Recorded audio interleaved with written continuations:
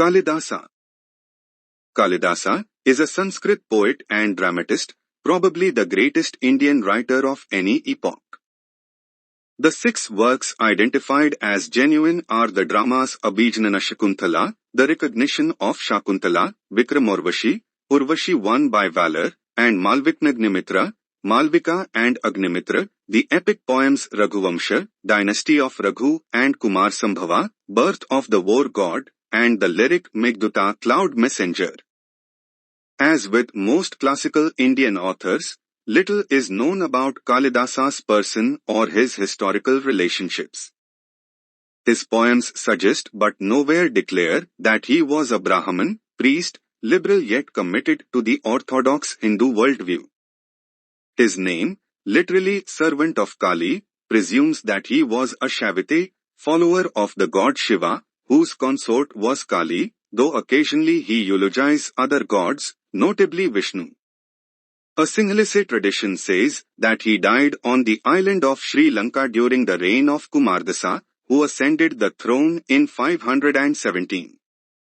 A more persistent legend makes Kalidasa one of the 9 gems at the court of the fabulous king Vikramaditya of Ujjain.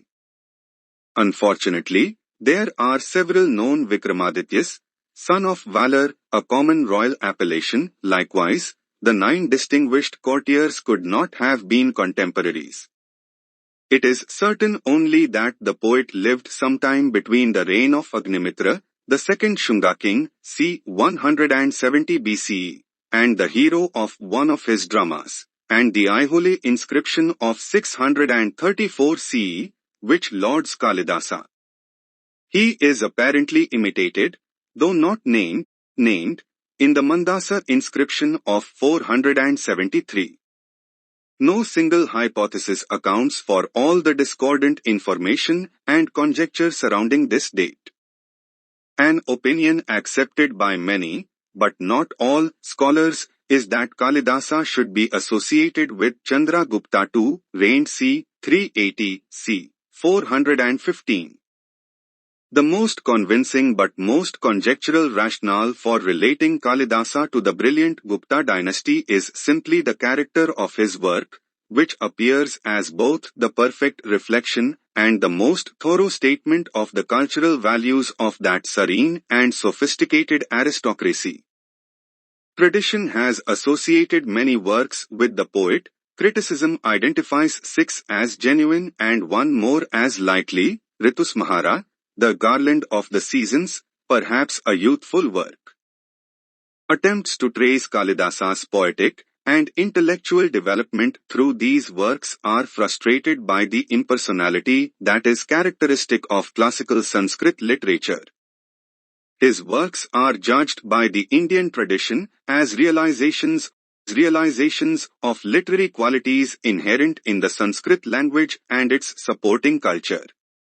Kalidasa has become the archetype for Sanskrit literary composition. In drama, his Abhijnana Shakuntala is the most famous and is usually judged the best Indian literary effort of any period. Taken from an epic legend, the work tells of the seduction of the nymph Shakuntala by King Dushyanta, his rejection of the girl and his child, and their subsequent reunion in heaven. The epic myth is important because of the child, for he is Bharatha, eponymous ancestor of the Indian nation, Bharatavarsha, subcontinent of Bharatha.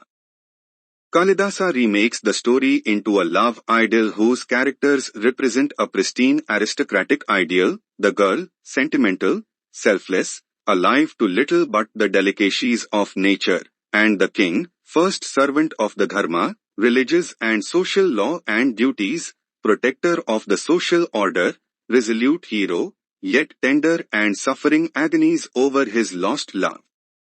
The plot and characters are made believable by a change Kalidasa has wrought in the story. Dushyanta is not responsible for the lovers' separation, he acts only under a delusion caused by a sage's curse.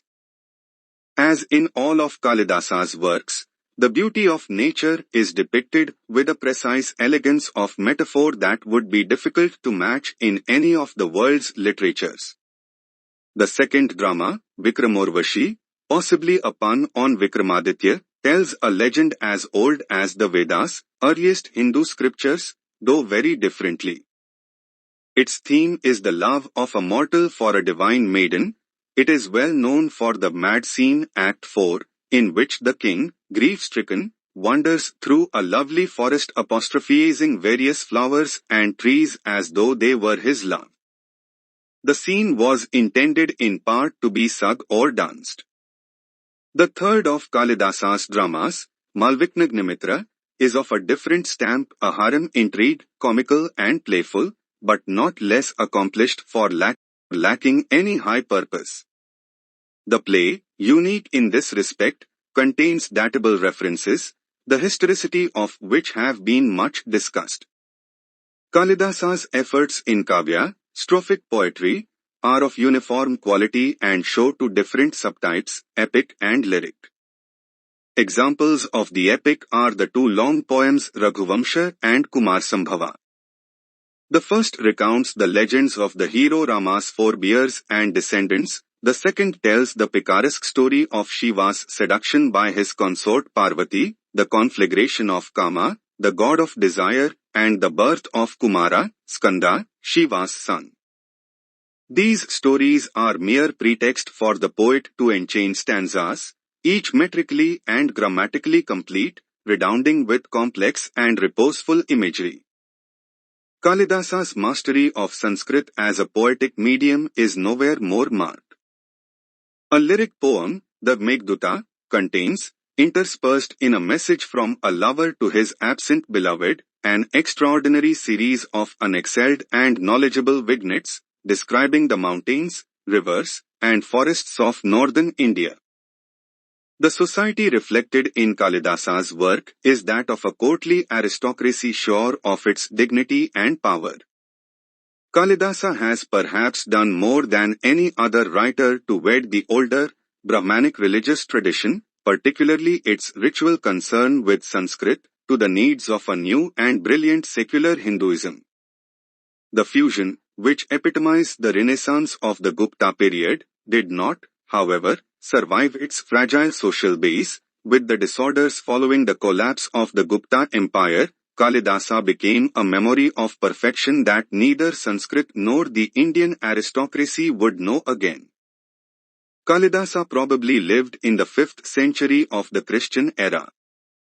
This date, approximate as it is, must yet be given with considerable hesitation, and is by no means certain. No truly biographical data are preserved about the author, who nevertheless enjoyed a great popularity during his life, and whom the Hindus have ever regarded as the greatest of Sanskrit poets. We are thus confronted with one of the remarkable problems of literary history.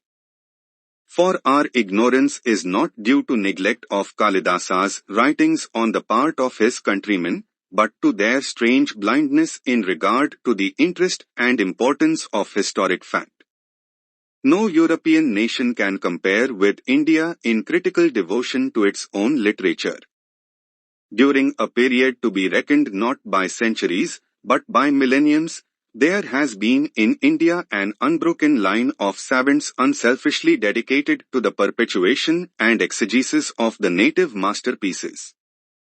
Editions, recensions, commentaries abound. Poets have sought the exact phrase of appreciation for their predecessors, yet when we seek to reconstruct the life of their greatest poet, we have no materials except certain tantalizing legends, and such data as we can gather from the writings of a man who hardly mentions himself.